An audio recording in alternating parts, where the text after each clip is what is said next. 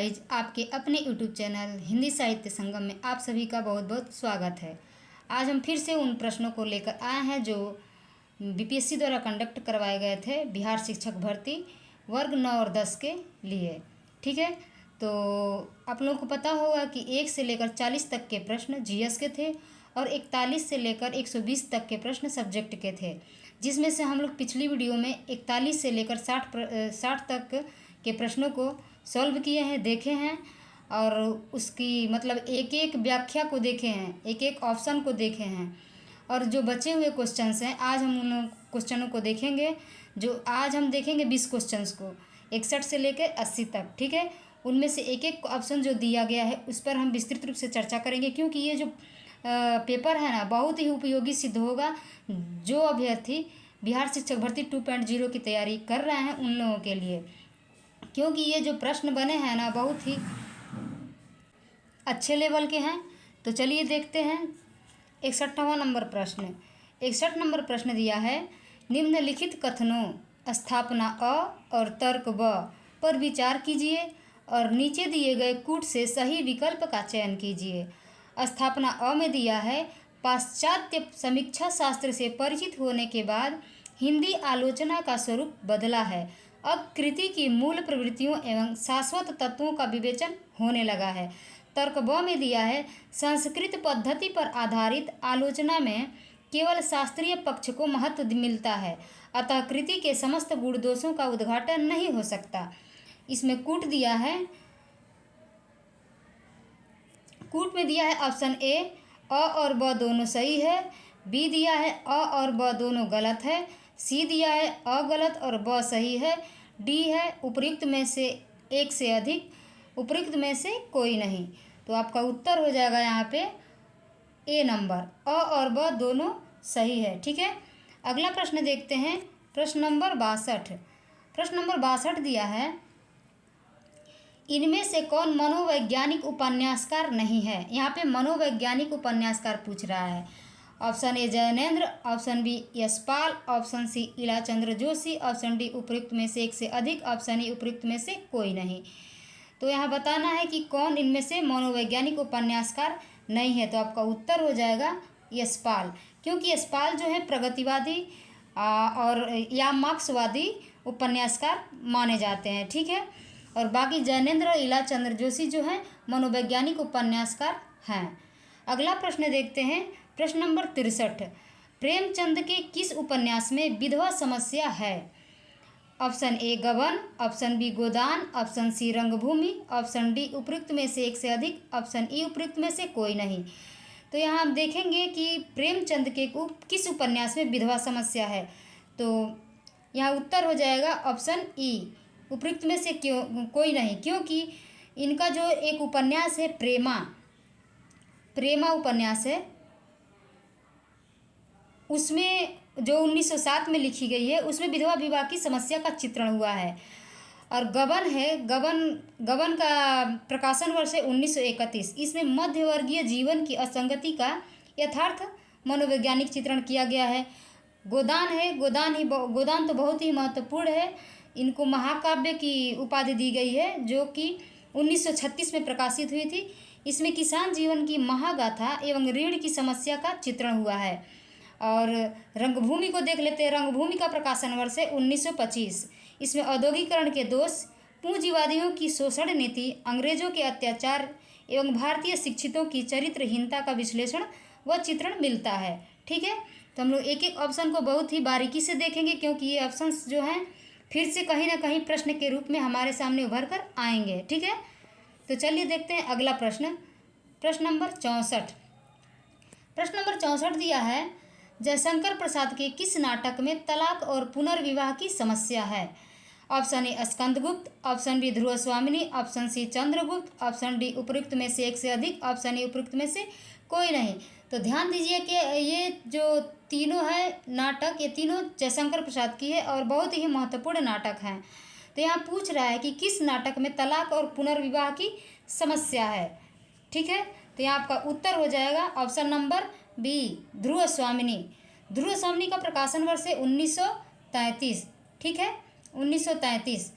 और स्कंदगुप्त की बात कर लेते हैं तो स्कंदगुप्त का प्रकाशन वर्ष है 1928 और चंद्रगुप्त जो है 1931 में प्रकाशित हुई थी। ठीक है, तो आपका उत्तर हो जाएगा ऑप्शन बी। अगला प्रश्न देखते हैं, प्रश्न नंबर 65।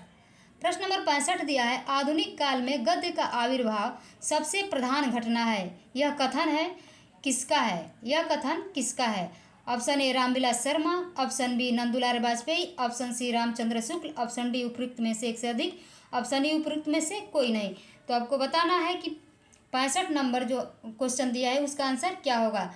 इसका आंसर हो जाएगा option C is right answer, Ramchandra Shukla. Acharya Ramchandra Shukla ने यह कथन दिया है कि आधुनिक काल में गद्य का आविर्भाव सबसे प्रधान घटना है। ठीक है, अगला प्रश्न देखते हैं, प्रश्न नंबर 66। प्रश्न नंबर 66 दिया है, कालिदास के शकुंतला नाटक का खड़ी बोली में, ध्यान दीजिएगा खड़ी बोली में, क्योंकि इसका कई जगह अनुवाद किया गया है और कई लोगों ने किया है। तो कालिदास के शकुंतला नाटक का खड़ी बोली में अनुवाद किसने किया है? Option A Raja Lakshman Singh, option B Lallu Lal, option C Sadal Mishra और ऑप्शन डी उपयुक्त में से एक से अधिक, ऑप्शन ई उपयुक्त में से कोई नहीं। तो यहाँ आपका उत्तर हो जाएगा Raja Lakshman Singh, option A is right answer. ठीक है, अगला प्रश्न देखते हैं, प्रश्न नंबर 67। प्रश्न नंबर 67 दिया है, मोहन राकेश के किस नाटक में टूटते पारिवारिक मूल्यों का चित्रण है? उनका कौन सा नाटक है जिसमें परिवार को टूटते बिखरते हुए दिखाया गया है? ऑप्शन ए दिया है लहरों के राजहंस, ऑप्शन बी है आषाढ़ का एक दिन, ऑप्शन सी है पैर तले की जमीन, ऑप्शन डी है उपयुक्त में से एक से अधिक, ऑप्शन ई है उपयुक्त में से कोई नहीं। तो आपका उत्तर हो जाएगा यहाँ पे आधे अधूरे उत्तर होगा, यहाँ पे ऑप्शन ई हो जाएगा, उपयुक्त में से कोई नहीं। ठीक है, तो आखिर उपयुक्त में से कोई नहीं है, तो आखिर इसका उत्तर क्या होगा? इसका उत्तर होगा आधे अधूरे जो नाटक है उसमें टूटते पारिवारिक मूल्यों का चित्रण किया गया है, जिसका प्रकाशन वर्ष है 1969। ठीक है, लहरों के राजहंस की बात करते हैं तो लहरों के राजहंस का प्रकाशन वर्ष है 1963, आषाढ़ का एक दिन 1958, पैर तले की जमीन ये तो उनका अधूरा नाटक है। ठीक है, तो इन सब नाटकों को याद रखिएगा, ये बहुत ही महत्वपूर्ण नाटक है मोहन राकेश के। ठीक है, आषाढ़ का एक दिन जो है कि यूजीसी नेट के सिलेबस में दिया हुआ है। ठीक है, अगला प्रश्न देखते हैं 68 नंबर दिया है क्वेश्चन, कौमुदी महोत्सव एकांकी किस सम्राट के काल को चित्रित करती है? ऑप्शन ए सम्राट अशोक, ऑप्शन बी सम्राट समुद्रगुप्त, ऑप्शन सी सम्राट चंद्रगुप्त, ऑप्शन डी उपयुक्त में से एक से अधिक, ऑप्शन ई उपयुक्त में से कोई नहीं। तो इसका आपका उत्तर हो जाएगा सम्राट Chandragupta, option C is right answer. Kaumudi Mahotsav एकांकी, अब ये देखना है कि कौमुदी महोत्सव एकांकी किसकी है। कौमुदी महोत्सव एकांकी जो है डॉक्टर रामकुमार वर्मा की है। ठीक है, रामकुमार वर्मा की है। अगला प्रश्न देखते हैं 69 नंबर प्रश्न दिया है, इनमें से कौन प्रगतिवादी परंपरा का कहानीकार नहीं है पूछा है। Option A Ilachandra Joshi, option B Yashpal, option C Rangeya Raghav, option D उपयुक्त में से एक से अधिक, ऑप्शन ई उपयुक्त में से कोई नहीं। तो यहाँ पे आपका उत्तर हो जाएगा ईलाचंद्र जोशी, क्योंकि ईलाचंद्र जोशी जो है मनोवैज्ञानिक कहानीकार माने जाते हैं और हिंदी में मनोवैज्ञानिक कहानी लेखन की परंपरा का प्रवर्तक इन्हीं से माना जाता है, ईलाचंद्र जोशी से। और इसमें प्रगतिवादी परंपरा का कहानीकार यशपाल हो गए और रांगेय राघव हो गए। ठीक है, अगला प्रश्न देखते हैं 69 के बाद 70 नंबर प्रश्न, जिंदगी और गुलाब के फूल यह प्रसिद्ध कहानी संकलन किसका है? Option A Mannu Bhandari, option B Krishna Sobti, option C Shivani, option D उपयुक्त में से एक से अधिक, ऑप्शन ई उपयुक्त में से कोई नहीं। तो जिंदगी और गुलाब के फूल कहानी संग्रह किसकी है? उपयुक्त में से कोई नहीं, यहाँ पे उत्तर नहीं दिया है, आपका उत्तर हो जाएगा उपयुक्त में से कोई नहीं। ये कहानी संग्रह है उषा प्रियंवदा की, कहानी संग्रह है उषा प्रियंवदा की, जो कि 1961 में प्रकाशित हुई थी। ठीक है, अगला प्रश्न देखते हैं प्रश्न नंबर 71। प्रश्न नंबर 71 देखते हैं, पंडित प्रताप नारायण मिश्र और बालकृष्ण भट्ट ने हिंदी गद्य साहित्य में वही काम किया जो अंग्रेजी में एडिसन और स्टील ने किया। ठीक है, यह विचार किसका है? Option A Hazari Prasad Dwivedi, option B Ramchandra Shukla, option C Ramvilas Sharma, option D उपयुक्त में से एक से अधिक, ऑप्शन ए उपयुक्त में से कोई नहीं। तो आपका उत्तर हो जाएगा आचार्य रामचंद्र शुक्ल। ठीक है, option B is right answer. अगला प्रश्न देखते हैं प्रश्न नंबर 72। प्रश्न नंबर 72 दिया है, निर्वैयक्तिकता निर्वैयक्तिकता का सिद्धांत किसका है? ऑप्शन ए अरस्तु, option B Croce, option C Eliot, option D उपरोक्त में से एक से अधिक, ऑप्शन ए उपरोक्त में से कोई नहीं। तो इसका आपका उत्तर हो जाएगा इलियट। ठीक है, निर्वैयक्तिकता का सिद्धांत दिया है इलियट ने। अगर हम अरस्तु की बात करें तो अरस्तु ने विरेचन का सिद्धांत और त्रासदी का सिद्धांत दिया है। क्रोचे की बात करें तो क्रोचे ने अभिव्यंजनावाद का सिद्धांत दिया है। ठीक है, एक एक ऑप्शन को हम एक अच्छी तरीके से देखेंगे। अगला प्रश्न देखते हैं, प्रश्न नंबर 73। प्रश्न नंबर 73 दिया है साहित्य का उद्देश्य विरेचन। अभी हम पीछे बताए हैं, ध्यान दिए होंगे तो इसका आंसर बता सकते हैं। साहित्य का उद्देश्य विरेचन किसे माना जाता है? किसने माना है? साहित्य का उद्देश्य विरेचन किसने माना है, यानी कहने का मतलब है विरेचन का सिद्धांत किसने दिया है? ऑप्शन ए अरस्तु, option B Plato, option C Coleridge, option D उपरोक्त में से एक से अधिक, ऑप्शन ई उपरोक्त में से कोई नहीं। तो विरेचन का सिद्धांत किसने दिया है? आपका उत्तर हो जाएगा अरस्तु। ठीक है, अगला प्रश्न देखते हैं। इसमें प्लेटो का देख लेते हैं। प्लेटो ने कौन सा सिद्धांत दिया था? अनुकरण का सिद्धांत। और कॉलरिज ने कौन सा सिद्धांत दिया था? कल्पनावाद का सिद्धांत। ठीक है, तो इन सब चीज़ों को याद रखिएगा। अगला प्रश्न देखते हैं, प्रश्न नंबर 74। प्रश्न नंबर 74 दिया है और भरत मुनि के रस सूत्र की अनुमतिवाद पर आश्रित व्याख्या किस आचार्य की है? Option A Bhatt Lollat, option B Abhinava Gupta, option C Bhatt Nayak, option D उपरोक्त में से एक से अधिक, ऑप्शन ए उपरोक्त में से कोई नहीं। तो इसका आंसर क्या हो जाएगा? इसका आंसर हो जाएगा ऑप्शन ई। लेकिन इसको बीपीएससी द्वारा इसको रिजेक्ट कर दिया गया, डिलीट कर दिया गया इस प्रश्न को, क्योंकि यहाँ अनुमतिवाद न रह के अनुमितिवाद होना चाहिए। अनुमितिवाद का सिद्धांत, अनुमितिवाद रस सूत्र की व्याख्या किसने की है? शंकुक ने की है, श्री शंकुक ने। ठीक है, तो यहाँ पे अनुमितिवाद होना चाहिए, तब ये सही होता। अगर भट्ट लोलट की बात करें तो इन्होंने उत्पत्तिवाद या आरोपवाद का सिद्धांत दिया था। और अभिनव गुप्त की बात करें तो इसने अभिव्यक्तिवाद का सिद्धांत दिया था। और भट्ट नायक की बात करें तो भुक्ति या भोगवाद। ठीक है, अगला प्रश्न देखते हैं, प्रश्न नंबर 75। प्रश्न नंबर 75 दिया है संस्कृत के किस आचार्य ने विशेषो गुण आत्मा सूत्र के आधार पर रीति और गुण में अभेद माना है? Option A Kuntaka, option B Kshemendra, option C Rajshekhar, option D उपरोक्त में से एक से अधिक, ऑप्शन ई उपरोक्त में से कोई नहीं। तो आपका उत्तर हो जाएगा ऑप्शन ई, उपरोक्त में से कोई नहीं, क्योंकि इन तीनों लोगों ने विशेषो गुण आत्मा सूत्र के आधार पर रीति और गुण का अभेद नहीं किया है। ठीक है, इसका उत्तर हो जाएगा आचार्य वामन। ठीक है, आचार्य वामन। कुंतक को वक्रोक्ति संप्रदाय का प्रवर्तक माना जाता है और क्षेमेंद्र को औचित्य संप्रदाय का प्रवर्तक। राजशेखर की बात करें तो इन्होंने काव्य मीमांसा, इनका एक ग्रंथ है काव्य मीमांसा। ठीक है, अगला प्रश्न देखते हैं, प्रश्न नंबर 76।